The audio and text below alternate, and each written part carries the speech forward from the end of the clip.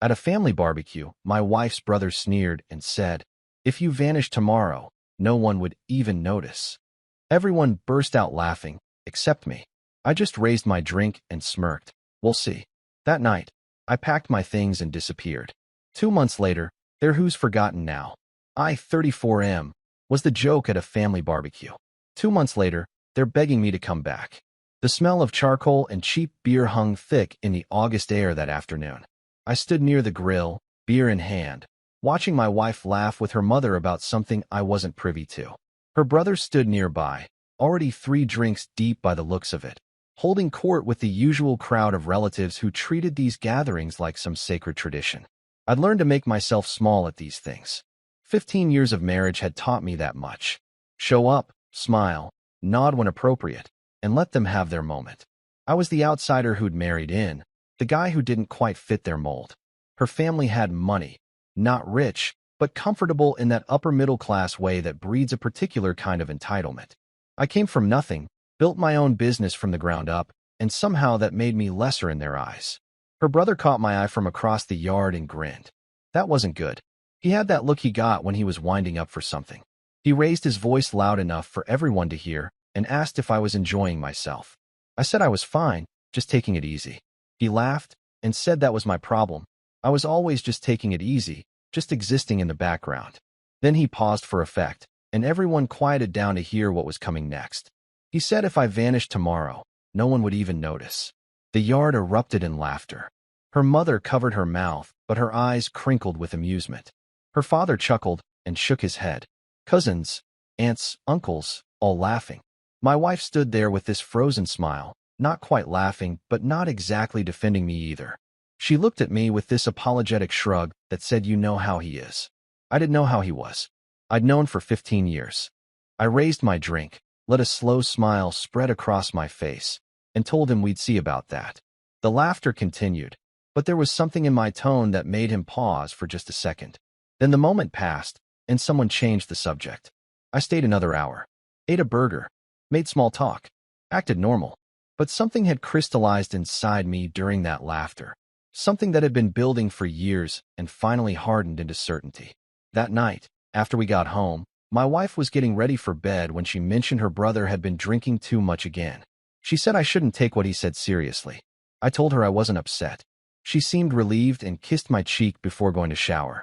I sat in our bedroom listening to the water run and made my decision. I'd been planning an exit strategy for months, actually. Not consciously at first, but looking back, all the pieces had been falling into place. My business was doing well, really well. I'd been the sole earner for the last 6 years while she pursued various hobbies and volunteering positions that never quite panned out. The house was in both our names, but I'd paid the mortgage. The cars, the accounts, the investments, I'd built all of it. 3 months earlier, I'd moved significant assets into a business account she didn't know about. Perfectly legal since it was my company's operating capital. I'd also been documenting everything. Her spending, her lack of contribution, the way her family treated me like a walking ATM. My lawyer had helped me understand exactly what divorce in our state would look like. I'd been methodical, but I hadn't pulled the trigger because some part of me kept hoping things would change. Her brother's comment ended that hope. I waited until she fell asleep. Then I started packing. Not everything, just what I needed. Clothes, documents, laptop, a few personal items. I loaded my car in the dark garage, making multiple quiet trips. At 3 in the morning, I sat down and wrote a letter. I kept it simple. I told her I was done. Done being disrespected, done being the punchline, done being invisible. I said I'd been more than patient, more than generous, and in return I'd gotten 15 years of being treated like I was lucky to be there. I told her my lawyer would be in touch, and that she should probably get one too. I left the letter on the kitchen counter, weighted down with my wedding ring. Then I left. I'd rented a furnished apartment across town 2 weeks earlier, just in case. I'd told the landlord I needed a quiet place to work on a big project. It was paid for 6 months in advance, cash. I drove there as the sun started coming up, let myself in, and slept for 12 hours straight. When I woke up, my phone was dead. I turned it off before I left the house. I plugged it in, but didn't turn it on. Not yet. I spent that first week in complete silence. No phone, no social media, No contact with anyone from my old life. I'd taken a leave of absence from my business, told my second-in-command I needed a month for personal matters, and that he was fully in charge. He was good, capable, and I trusted him. The business would be fine. I needed to not be fine for a while. I needed to let myself fall apart where no one could see. On day 8, I finally turned on my phone. 147 missed calls. 63 text messages. Multiple voicemails. Most from my wife, increasingly frantic. Some from her mother, her father, even her brother. A few from mutual friends asking if I was okay. I listened to the voicemails on speaker while I made coffee. My wife's first messages were confused, asking where I was and if I was all right. Then angry, demanding I come home and talk like an adult. Then scared, crying, asking if I was safe. Her mother left a cold message saying this was childish and I needed to stop worrying her daughter. Her father's message was surprisingly measured. He asked me to call him when I was ready. Her brother left 3 messages. The first was hostile, calling me pathetic for running away. The second was nervous, asking if we could talk. The third was almost pleading, saying he was sorry and didn't mean it, and everyone was just joking around. I deleted them all without responding. My lawyer called day 10. My wife had contacted him, demanding to know where I was. He told her what he was legally required to, that I was safe, that I had retained him for divorce proceedings, and that she should get representation. She'd apparently broken down crying in his office. He asked if I wanted to proceed. I told him yes. The first month was hardest. I existed in this strange limbo, not quite moved on, not quite still there. I worked out obsessively, lost 15 pounds I didn't really need to lose. I read books I'd been meaning to get to for years. I started therapy because I figured I should probably talk to someone who wasn't myself. My therapist asked what I wanted from all this. I told her I wanted to feel like I mattered. She asked if disappearing made me matter. I said we'd find out. She raised an eyebrow at that, but didn't push. I started checking in with my business remotely. Everything was running smoothly, better than smoothly, actually. Turned out some of my presence had been holding back certain efficiencies. My second-in-command had implemented some changes I'd been hesitant about, and they were working beautifully. Revenue was up 18%. I told him he was getting a raise in equity. He asked when I was coming back. I said I'd let him know. 6 weeks in, my wife hired a private investigator. I know because the guy found me pretty quickly. I wasn't exactly hiding, and showed up at my apartment asking to talk. He was professional about it, said my wife just wanted to know I was alive and okay. I told him I was both and asked him to relay that message. He said she wanted to talk. I said I didn't. He left his card anyway. That same week, her father called my business line. My second-in-command forwarded it to me. Her father asked if we could meet for coffee. He said he wasn't there to judge or convince me of anything. He just wanted to understand. Something in his voice made me agree. We met at a diner halfway between our respective parts of town.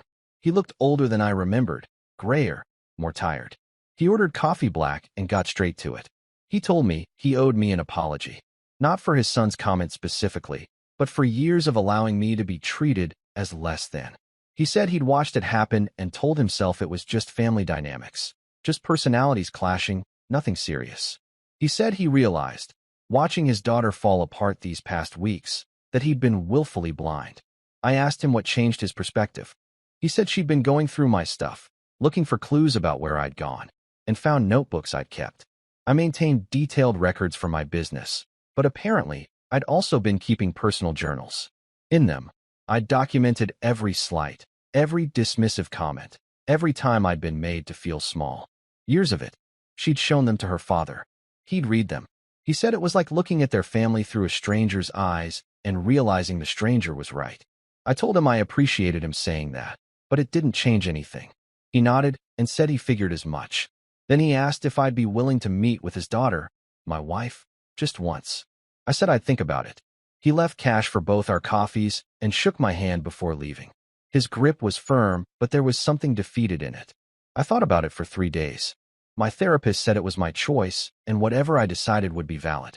My lawyer said it couldn't hurt as long as I didn't sign anything or make promises. I agreed to meet her. We met at a park, neutral territory. She showed up looking like she'd aged 5 years and 2 months. Weight loss, dark circles, hair pulled back in a messy ponytail instead of her usual careful styling. She sat down on the bench next to me, and we both stared straight ahead for a while. She asked if I was okay. I said I was. She asked where I'd been. I told her that didn't matter anymore. Then she started crying and asked what she did wrong. That almost broke me. Almost. But then I remembered that these tears, this pain, this was what it took for her to see me. Not 15 years of showing up, not building a life for us, not being faithful and present and devoted. It took me leaving for her to notice I existed.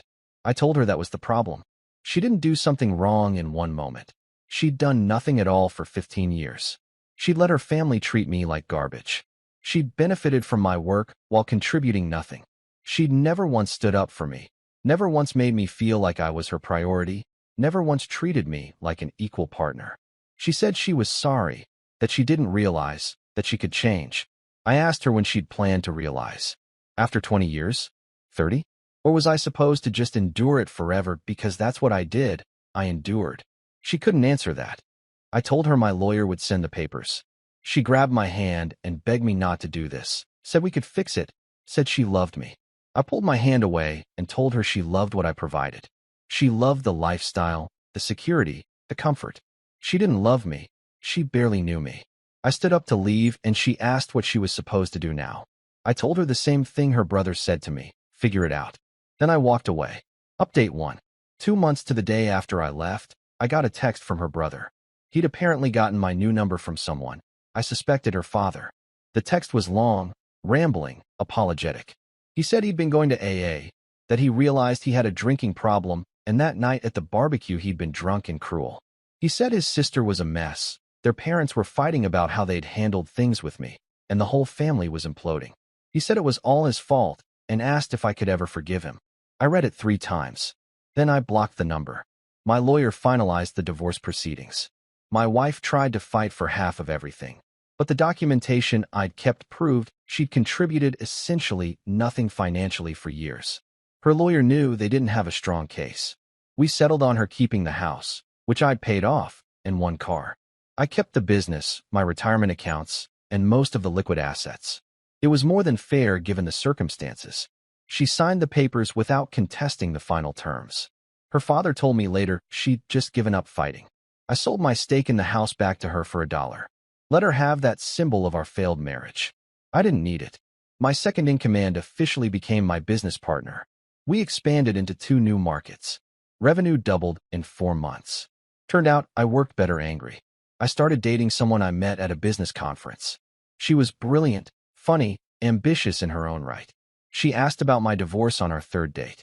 I gave her the abbreviated version. She said her ex-husband used to tell her she was too focused on her career. Then she grinned and said his loss, her gain. I liked her immediately. 3 months after the divorce finalized, I got a wedding invitation. My ex-wife was getting married to someone she'd apparently started dating a month after I left. Quick turnaround. Her family was thrilled according to mutual friends who still talk to me. The guy had old money, came from the right background, fit their image perfectly. Good for her, I suppose. She'd found what she actually wanted. I didn't go to the wedding, obviously, but I heard about it. Heard it was lavish, expensive, everything she'd always wanted.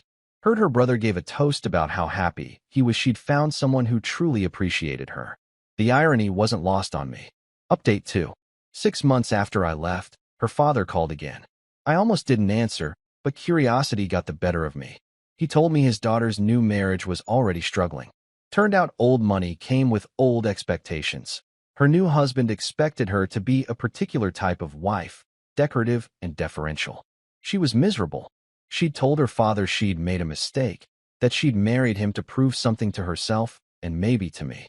He said she'd asked about me, asked if I was happy. I told him to tell her I was extremely happy, because I was. He asked if I'd gotten everything I wanted from disappearing. I thought about that. Thought about my thriving business, my new relationship, the peace I felt waking up each morning without dread. Thought about how I'd spent 15 years being invisible, and now I was finally, fully visible, to myself if no one else. I told him I got something better than what I wanted. I got free. He was quiet for a moment. Then he said he was glad, and he meant it. He apologized again for not seeing what was happening when it mattered. I told him I accepted his apology, but we wouldn't be having these calls anymore. He understood. That was the last time I spoke to anyone from that family. Her brother's prediction was wrong. People noticed when I disappeared. They noticed my absence like you notice when chronic pain finally stops. Relief mixed with the dawning realization of how much it had been hurting all along. My ex-wife noticed. Her family noticed. My business partners noticed and thrived. I noticed most of all. I didn't vanish to prove a point. I vanished because staying meant disappearing anyway, slowly, quietly, until there was nothing left of me but a hollow shape going through motions. I chose a different kind of disappearance. The kind where you leave everything that doesn't serve you and build something new from nothing. The kind where you matter.